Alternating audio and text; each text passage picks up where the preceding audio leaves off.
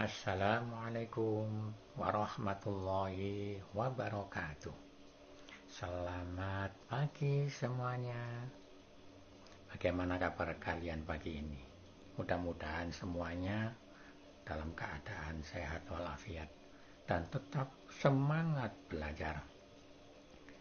Anak-anak, pagi ini kalian dengan Pak Rifai akan belajar matematika kelas 7 semester 1, membahas materi tentang himpunan. Apakah himpunan itu? Himpunan diambil dari kata dasar himpun, artinya kumpul. Berarti himpunan bisa diartikan sebagai kumpulan. Himpunan bisa diartikan sebagai kelompok. Himpunan bisa juga diartikan sebagai gerombolan atau himpunan bisa berarti ikatan. Tetapi kumpulan, kelompok, gerombolan, atau ikatan belum tentu himpunan. Mengapa demikian? Coba pikirkan. Perhatikan contoh-contoh kumpulan berikut ini. Kumpulan yang termasuk himpunan seperti kita bisa menyebutkan anggota dari masing-masing kumpulan ini karena sifatnya atau syaratnya jelas, sehingga kita tahu mana anggota dari masing-masing himpunan ini. Coba bandingkan dengan kumpulan yang bukan termasuk himpunan. Seperti kita tidak bisa menyebutkan anggota dari masing-masing kumpulan ini karena sifatnya atau syaratnya tidak jelas. Ambil satu contoh, kumpulan makanan lezat.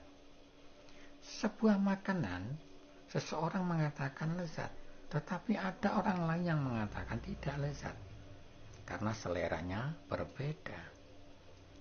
Itu artinya, lezat itu relatif. Karena itu, dari masing-masing kumpulan ini, kita tidak bisa menyebutkan anggotanya, karena masing-masing itu relatif. Dari contoh-contoh ini, kita bisa menyimpulkan kalau begitu himpunan artinya himpunan adalah kumpulan benda atau objek yang didefinisikan atau diterangkan dengan jelas. Apa maksudnya? Didefinisikan atau diterangkan dengan jelas artinya benda atau objeknya jelas sifatnya, mana yang merupakan anggota dan mana yang bukan anggota dari himpunan itu. Dengan sifat anggota yang jelas inilah kita bisa memilih mana anggota dan bisa memilah mana yang bukan anggota. Selanjutnya, himpunan diberi nama dengan huruf kapital seperti A, B, C, D, dan seterusnya sampai Z. Himpunan dilambangkan dengan tanda kurung kurawal buka dan kurung kurawal tutup seperti itu. Sedangkan benda atau objek yang anggota himpunan ditulis di antara dua kurung kurawal dan dipisahkan dengan tanda koma. Untuk memahami ini coba perhatikan contoh. A adalah himpunan bilangan asli kurang dari 10. Bisa kalian menyebutkan anggota dari A? Iya. A anggotanya 1, 2, 3, 4, 5, 6, 7, 8, 9. Ditulis di dalam kurung kurawal dan dipisah dengan tanda koma. Demikianlah cara menuliskan anggota himpunan. Sekarang anggota dan bukan anggota himpunan. Coba keanggotaan himpunan. Perhatikan. Bila saya punya contoh himpunan A anggotanya 1, 3, 5, 7, 9 dan himpunan B anggotanya 2, 4, 6, 8, 10, 12. Maka 1 ada di dalam A. Berarti 1 anggota A ditulis. 2 2 tidak ada di dalam A, berarti 2 bukan anggota A ditulis. 3 ada di dalam A, berarti 3 anggota dari A ditulis. 4 tidak ada di dalam himpunan A, berarti 4 bukan anggota A ditulis. Begitu dan seterusnya.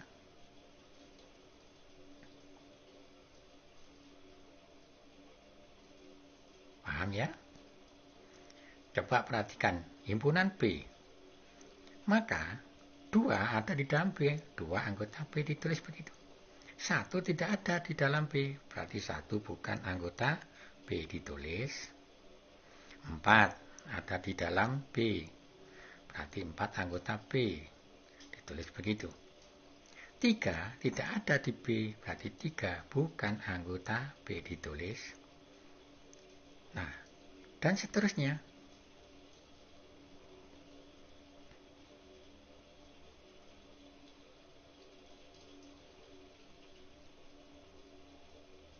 Begitu anak-anak ya.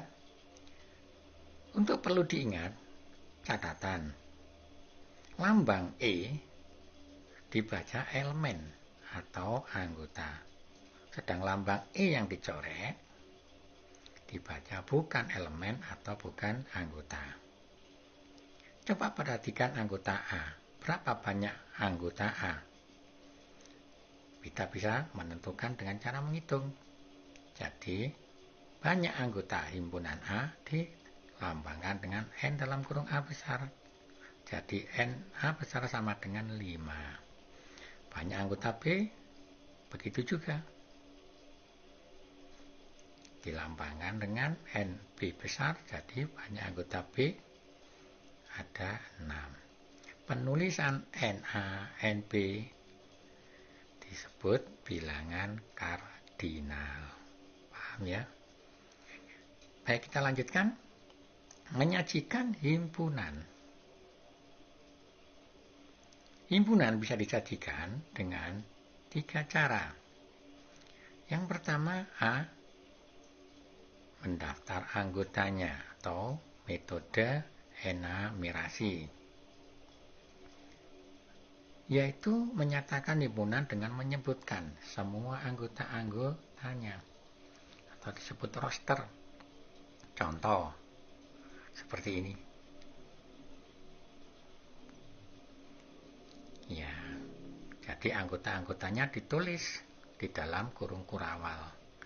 Penulisan ini disebut menyajikan dengan cara mendaftar. Secara umum,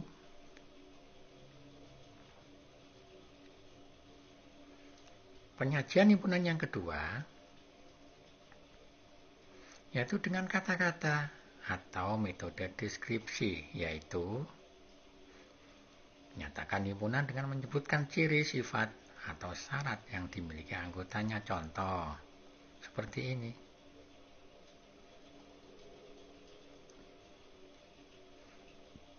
Atau kita bisa menuliskan himpunan ini dengan mengganti himpunan dengan kurung kurawal. Seperti ini. Di dalam kurung kurawal kita tuliskan sifat atau syarat anggota himpunan. Penyajian yang ketiga yaitu dengan notasi pembentuk himpunan atau metode rule, yaitu menyatakan himpunan dengan menggunakan simbol atau notasi disertai sifat atau syarat keanggotaannya. Contoh, bagaimana membacanya ini? X, di mana X adalah bilangan prima kurang dari 10. Contoh lain, membacanya. Lain lagi contoh. Iya, membacanya. Itulah 3 cara menyajikan himpunan. Selanjutnya kita bicara kardinal himpunan, yang tadi sudah kita bahas sedikit. Apa itu kardinal himpunan? Iya, contoh. Tentukan banyak anggota himpunan A dan himpunan B berikut. Perhatikan himpunan B. Di dalam kurung kurawal, anggotanya ada dinyatakan dengan titik-titik-titik. maksudnya, dan seterusnya, atau anggota berikutnya. Untuk tahu banyak anggota B, tentunya harus kalian lengkapi dulu anggotanya secara utuh baru kita hitung. Jadi, banyak anggota A adalah 5, banyak anggota B adalah 15. Bisa ya? Baik, lanjut. Himpunan kosong. Himpunan kosong yaitu himpunan yang tidak memiliki anggota. Kosong. Kenapa tidak memiliki anggota? Karena tidak ada benda atau objek yang memenuhi syarat atau sifat keanggotaan himpunan itu. Maka himpunan ini tidak punya anggota. Jadi definisi himpunan kosong adalah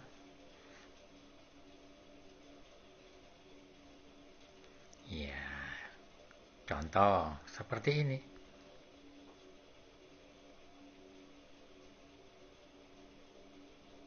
Coba pikirkan. Pada contoh di atas, adakah saat ini orang yang tingginya lebih dari 5 meter?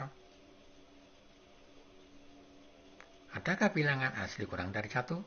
Adakah bilangan prima antara 7 dan 11? Coba pikirkan.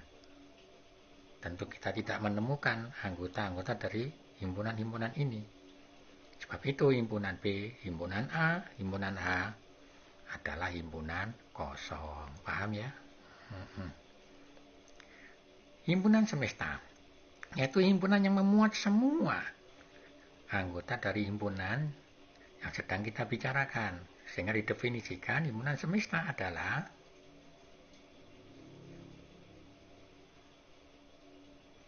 contoh A, himpunan anggotanya itu B, C, dan D. Coba amati masing-masing anggota dari himpunan ini. Lalu pertanyaan ini coba pikirkan.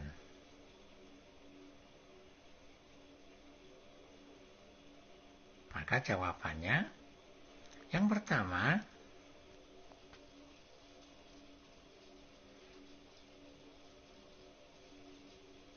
ya, himpunan A dan himpunan B bisa disebut semesta dari himpunan C karena mereka memuat semua anggota himpunan C. Yang kedua,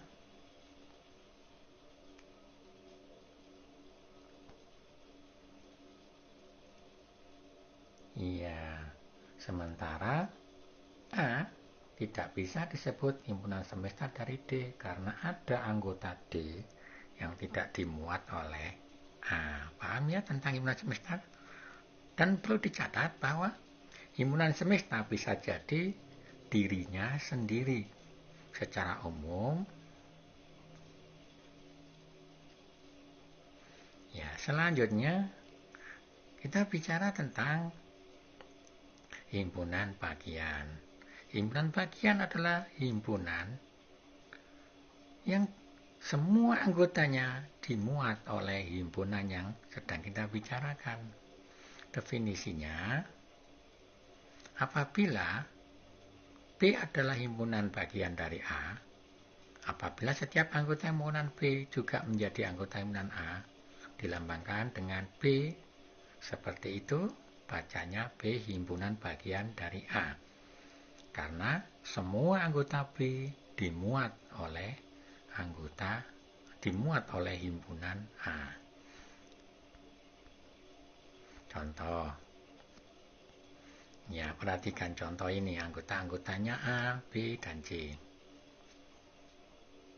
Lalu pertanyaan ini kita pikirkan, apakah himpunan B merupakan himpunan bagian dari himpunan A? Yang kedua, apakah himpunan C merupakan himpunan bagian dari himpunan A? Coba pikirkan.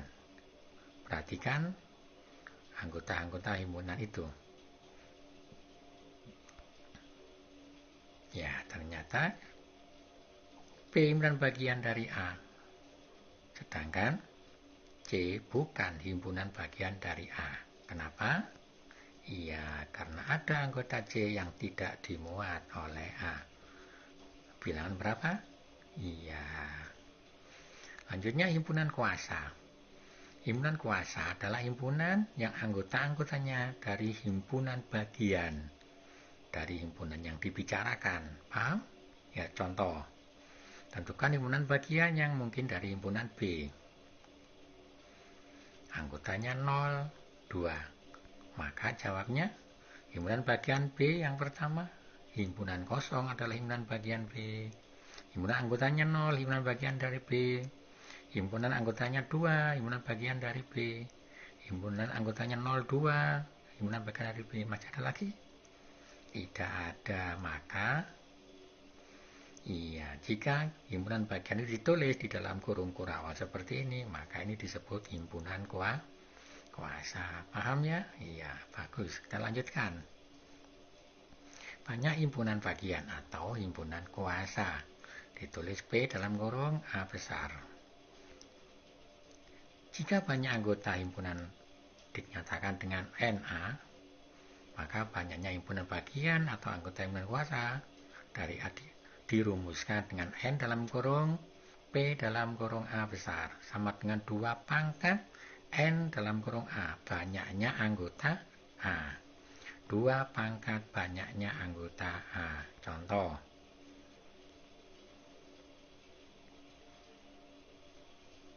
Jika saya punya himpunan ini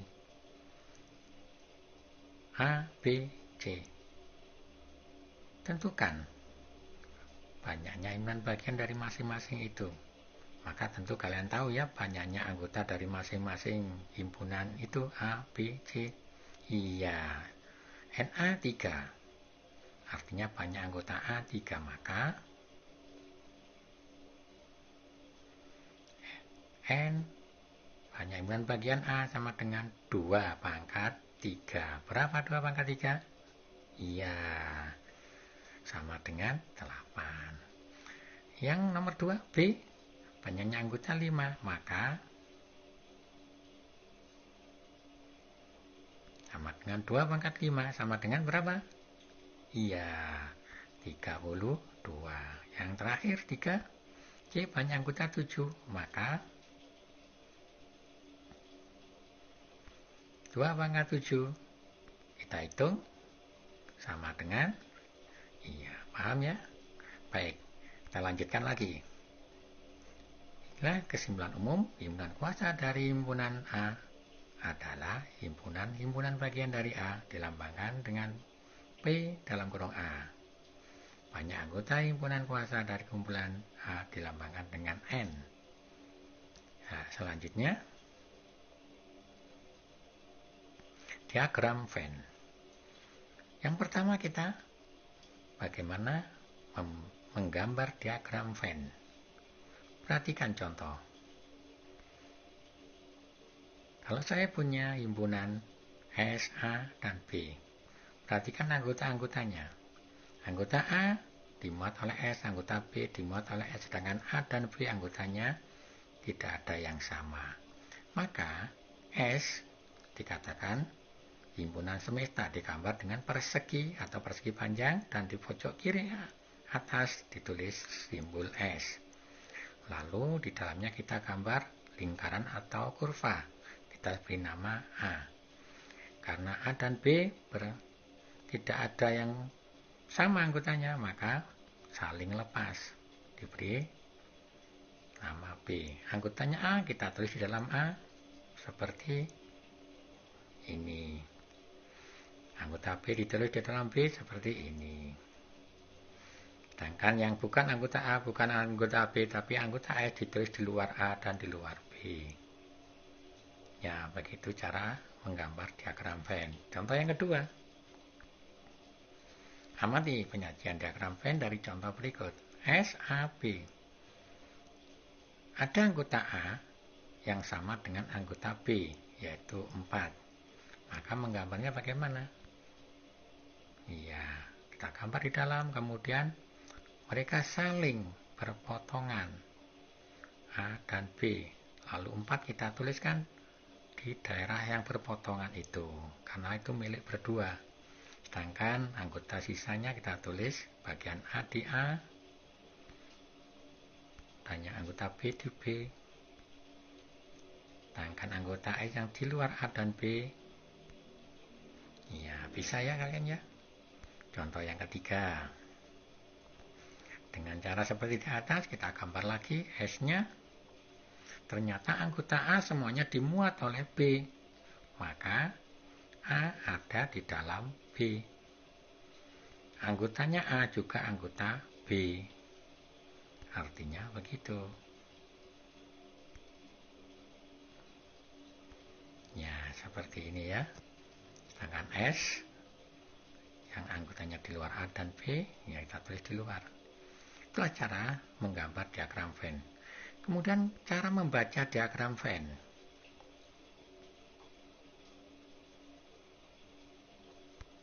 Misal, nah, coba kalian perhatikan diagram Venn.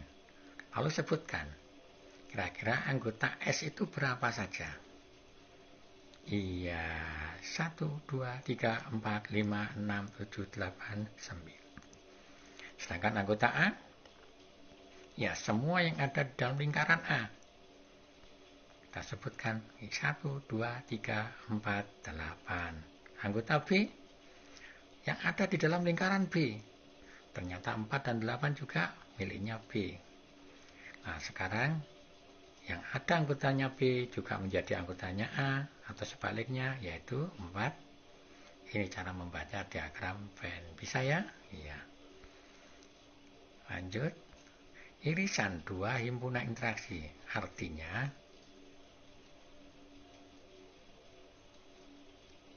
iya, contoh. Perhatikan ini. Kalau kita dinyatakan atau menyatakan irisan dari P dan Q atau dari A dan B, maka irisannya P irisan Q yang sama adalah D, E. Dengan pada diagram Venn, irisan kita jelas ya ada di dalam potongan A dan B, yaitu 4 dan 8. Paham ya? Baik, selanjutnya kita bicara tentang gabungan. Dua himpunan atau dikatakan union. Definisinya atau pengertiannya gabungan himpunan A dan B ditulis ya seperti U. Artinya itu.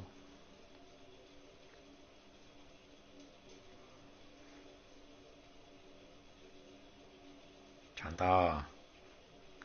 Perhatikan diagram Venn ini. Maka gabungan A dan B adalah semua anggota A dan juga semua anggota B. Sedangkan yang anggotanya sama dimiliki berdua ditulis hanya sekali. Sehingga A gabungan B adalah ya 4 dan 5 ditulis sekali. Paham ya? Baik.